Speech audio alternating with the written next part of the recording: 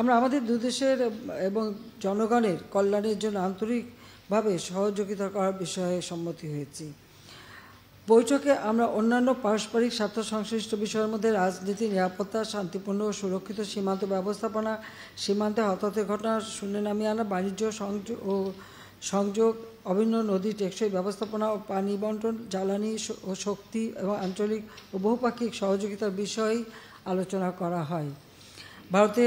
আমি ভারতের প্রধানমন্ত্রী শ্রী নরেন্দ্র মোদীকে তার সুবিধাজনক সময়ে বাংলাদেশে সফরের জন্য আমন্ত্রণ জানিয়েছি। বৈঠক শেষে উভয় দেশের মধ্যে 5টি নতুন সমঝোতা স্মারক স্বাক্ষরিত ও বিনিময় হয়, 3টি নবায়িত সমঝোতা স্মারক স্বাক্ষরিত বিনিময় হয়। এছাড়া 2টি রূপকল্প ভিশন স্টেটমেন্ট স্বাক্ষরিত বিনিময় হয়। বৈঠকে ভারতের কাজের ক্ষেত্র হিসেবে 13টি যৌথ কার্যক্রমের ঘোষণাও দেওয়া হয়, যার আলাদা তালিকা আপনাদের কাছে দেয়া আছে, ওটার পরে সময় নষ্ট করলাম না। গুরুত্বপূর্ণ দিকসমূহ হচ্ছে উভয় দেশের শান্তিপূর্ণ সমৃদ্ধ ভবিষ্যৎ নিশ্চিতকরণে একটি রূপকল্প ঘোষণা ভিশন স্টেটমেন্ট গ্রহণ করেছে, পাশাপাশি ডিজিটাল অংশীদারিত্ব ডিজিটাল পার্টনারশিপ এবং টেকসই ভবিষ্যতের জন্য সবুজ অংশীদারিত্ব green partnership for sustainable future বিষয়ক 2টি সমন্বিত রূপকল্পকে সামনে রেখে কাজ করতে আমরা দুপক্ষই সম্মত হয়েছি। রেল যোগাযোগ, সামুদ্রিক সহযোগিতা, সুনীল অর্থনীতি, তথ্য প্রযুক্তি খাতে সহযোগিতা, স্যাটেলাইট ও সামরিক শিক্ষা সহযোগিতা বিষয়ে 5টি সমঝোতা স্মারক স্বাক্ষর হয়েছে। রেল যোগাযোগ সমঝোতা স্মারকের মাধ্যমে বাংলাদেশের সঙ্গে ভারতের বিভিন্ন শহর সহ নেপাল ও ভুটানের সঙ্গে যাত্রী ও পণ্যবাহী রেলের যোগাযোগ স্থাপিত হবে। স্বাস্থ্য ও ঔষধ খাতে সহযোগিতা, দুর্যোগ মোকাবেলা, সহনশীলতা, প্রশমন এবং মৎস্য ক্ষেত্রে সহযোগিতার জন্য 3টি সমঝোতা স্মারক নবায়ন করা হয়েছে। এছাড়া এই সফরে দুদেশের মধ্যে গৃহীত কিছু কার্যক্রমের ঘোষণা প্রদান করা হয়, যেমন গঙ্গা নদীর পানি বন্টন চুক্তি নবায়ন ও বাংলাদেশের তিস্তা নদীর ব্যবস্থাপনা ও পানি সংরক্ষণের প্রকল্পে ভারতের সহায়তার ব্যাপারে আমরা আলোচনা করেছি। তবে এর সঙ্গে দীর্ঘদিন ধরে নিষ্পত্তি না হওয়া তিস্তা পানি ভাগাভাগি কোনো সম্পর্ক না, আমরা গোটা আমাদের যে তিস্তা প্রজেক্ট, সেই তিস্তা প্রজেক্টটাই আমরা ভারতের সহযোগিতায় করব এবং সে বিষয়ে আমরা আশ্বাস পেয়েছি। বাংলাদেশ থেকে ভারতের চিকিৎসার জন্য যাওয়া রোগীদের ক্ষেত্রে ভিসা চালু এবং রংপুরে ভারতের একটি নতুন সহকারী হাই কমিশন প্রতিষ্ঠা করা, এতে করে মুমূর্ষু রোগীদের ভিসা আগের চেয়ে দ্রুত পরীক্ষা করানো যাবে এবং স্বল্প সময়ের মধ্যে ভ্রমণ করা সম্ভব হবে। রাজশাহী ও কলকাতার মধ্যে নতুন ট্রেন সার্ভিস, চট্টগ্রাম ও কলকাতার মধ্যে নতুন বাস পরিষেবা চালু, গেদে, দর্শনা ও হলদিবাড়ি, চিলহাটির মধ্যে দলগাঁও পর্যন্ত পণ্যবাহী ট্রেন পরিষেবা চালু। এতে করে দুদেশের মধ্যে যোগাযোগ ও অর্থনৈতিক কর্মকাণ্ড আরও বৃদ্ধি পাবে। মূল কথাটা হলো 1965 সালে পাকিস্তান ভারত যুদ্ধের পর যে সমস্ত জায়গাগুলি বন্ধ ছিল, রেল যোগাযোগ, সড়ক যোগাযোগ এবং নৌপথ যোগাযোগ, সেগুলি আবার আমরা পুনরায় চালু করে দিচ্ছি, যাতে আমাদের ব্যবসা বাণিজ্যের জন্য নতুন দুয়ার খুলে যায়। অনুদান সহায়তা আওতায় সিরাজগঞ্জে ইনল্যান্ড কন্টেইনার ডিপো আইসিডি নির্মাণ, ভারতীয় গ্রিডের মাধ্যমে নেপাল থেকে বাংলাদেশের 40 মেগাওয়াট বিদ্যুৎ আমদানি, যার মধ্যে আঞ্চলিক বিদ্যুৎ সহযোগিতা আরও বৃদ্ধি পাবে। এটা শুধু নেপাল না, ভবিষ্যতে ভুটানের সঙ্গেও হবে, সেটাও আমাদের সঙ্গে এমনি আলোচনা হয়েছে। মুক্তিযোদ্ধা প্রকল্পের আওতায় চিকিৎসা প্রত্যাশী রোগীদের জন্য খরচ সর্বোচ্চ সীমা 8 লাখ টাকা করা এবং বাংলাদেশের পুলিশ কর্মকর্তাদের জন্য প্রশিক্ষণ চালু।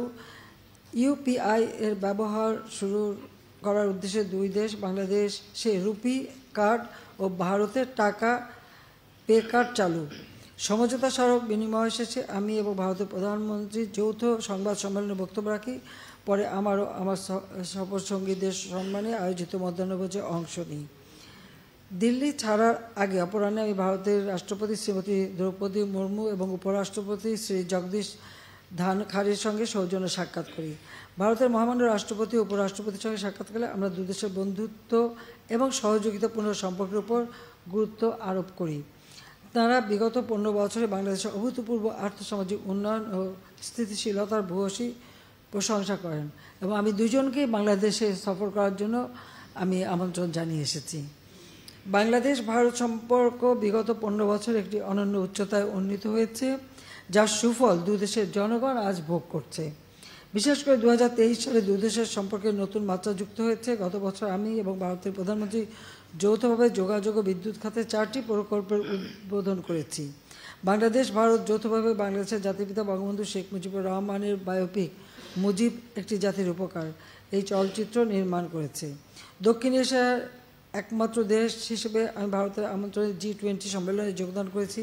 বাংলাদেশ এবং ভারত দুদেশেই নতুন সরকার গঠনের পর এই সফর আবার অনুষ্ঠিত হলো। এই সফরকালে ভারতের নেতৃত্বের সঙ্গে আলোচনার মূল বিষয়বস্তু ছিল নবনির্বাচিত দুটি সরকার কিভাবে সহযোগিতামূলক সম্পর্ককে আরও এগিয়ে নিয়ে যেতে পারে সেই বিষয়ে একটা রূপকল্প প্রণয়ন করা। যেহেতু নতুন সরকার গঠনের মাধ্যমে ঢাকা ও দিল্লি নতুনভাবে পথ চলা শুরু করেছে, এর ধারাবাহিকতায় রূপকল্প 2041, ভিশন 2041 এবং স্মার্ট বাংলাদেশ প্রতিষ্ঠা এবং ভারতের বিকশিত ভারত 2047, বিকশিত ভারত 2047 নিশ্চিত করার জন্য ভবিষ্যৎ কর্মপন্থা নির্ধারণ করার ব্যাপারে আমরা আলোচনা করেছি। এই সফর সংক্ষিপ্ত কিন্তু অত্যন্ত ফলপ্রসূ। আমি মনে করি ভারত ও বাংলাদেশের মধ্যে বিদ্যমান চমৎকার সম্পর্ককে আরও সুদৃঢ় করার ক্ষেত্রে এই সফর সুদূর প্রসারী ভূমিকা রাখবে।